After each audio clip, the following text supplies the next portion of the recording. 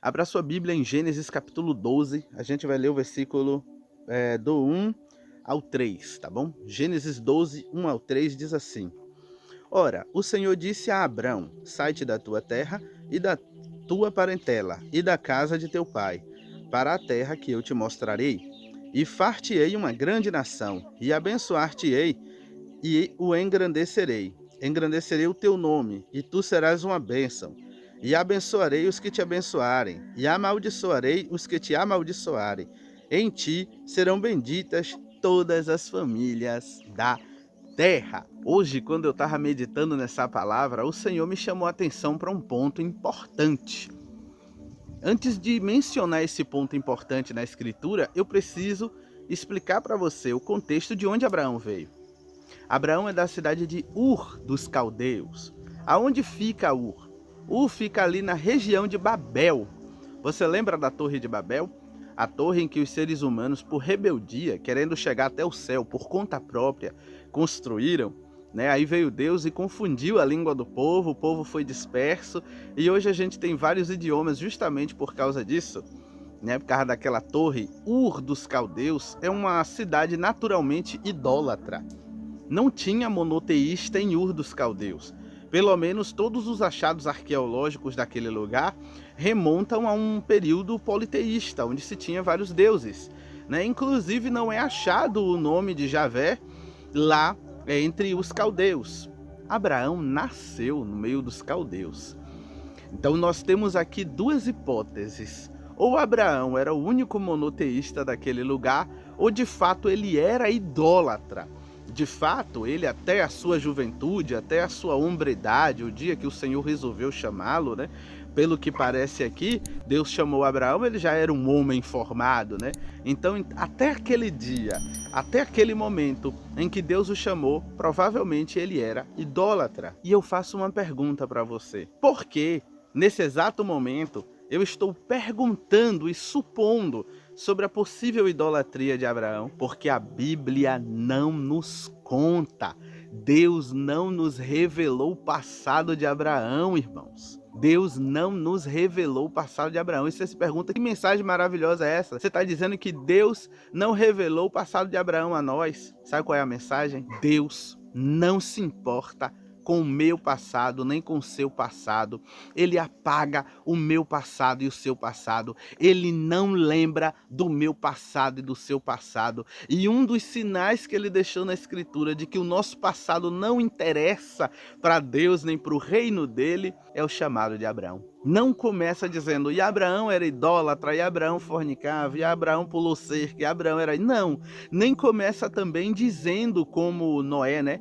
Quando Deus vai falar de Noé, ele diz, olha, eu vi Noé justo, né? Noé era uma pessoa boa, que estava ali, que temente ao Senhor e tal. Não, a história de Abraão começa dizendo que ele é filho de Terá, casado com Sarai. E aí, no momento em que Deus vai interagir com esse filho de Terá, casado com Sarai, sua meia-irmã, e diz, e Deus apareceu a Abraão e o chamou. E naquele momento do chamado de Deus para Abraão, o passado dele não importa mais. Quem ele foi no passado não importa mais. Importa agora é quem ele é, daquele chamado para frente. E Deus hoje me coloca aqui diante para essa câmera para dizer para você que está me escutando nesse momento, não importa quem você foi. Não importa quem você foi até o momento em que o Senhor disse venha. Importa quem você é e quem você será desse momento para frente. Ah, Dave, mas eu recebi Jesus foi ontem num culto. Não interessa. Olha como foi o chamado de Abraão. Deus disse a Abraão, sai da tua terra e vai para o lugar que eu te mostrar. Naquele momento daquele chamado, Abraão disse, sim, Senhor, já estou indo. Vou arrumar as malas e vou sair. Dali para frente, daquela decisão para frente. O passado de Abraão não importa mais. E eu quero dizer para você que está me assistindo, seu passado não importa mais. Então pare de se doer pelo que já aconteceu. Peça perdão a Deus pelos seus erros e receba o perdão de Cristo.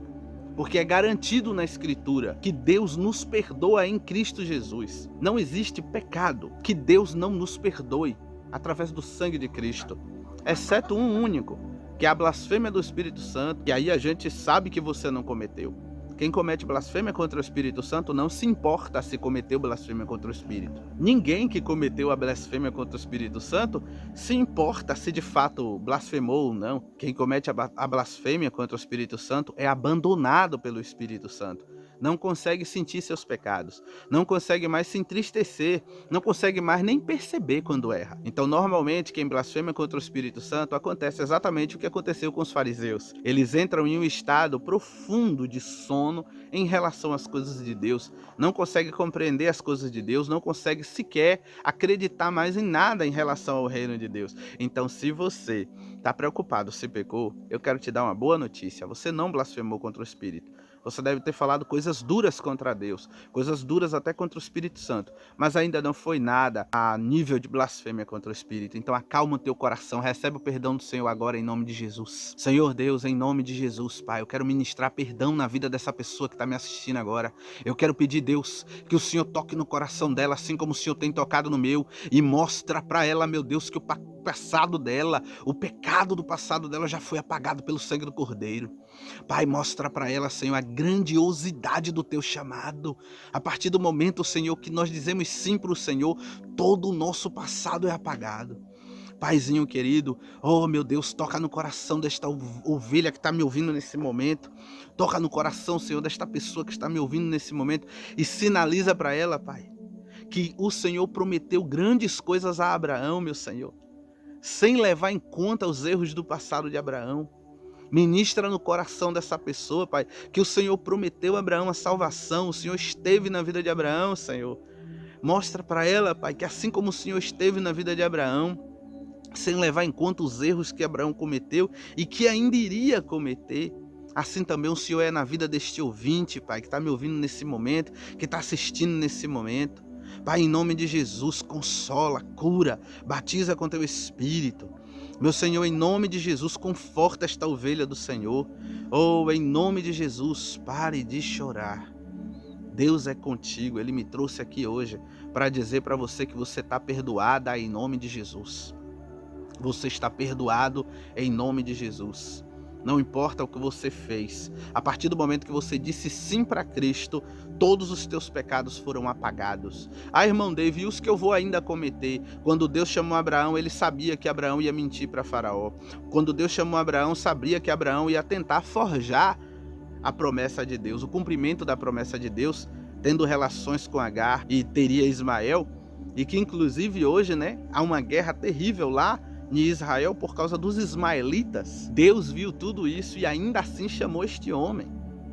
Deus também viu o seu fracasso no futuro, depois do seu chamado. Deus também viu, no dia que ele lhe chamou, ele viu aquele dia que você cometeria um pecado no futuro. E ainda assim ele te chamou e te fez promessa, sabe por quê? A promessa de Deus se cumprir na sua vida não depende da sua fidelidade, depende da misericórdia dele. E eu quero lhe dizer uma coisa, ele é misericordioso. Deus é fiel. Acalma o teu coração. O Senhor teu Deus é contigo, tá bom? Em nome de Jesus, receba essa palavra hoje. O seu passado, não existe mais. Até o próximo vídeo, se Deus quiser.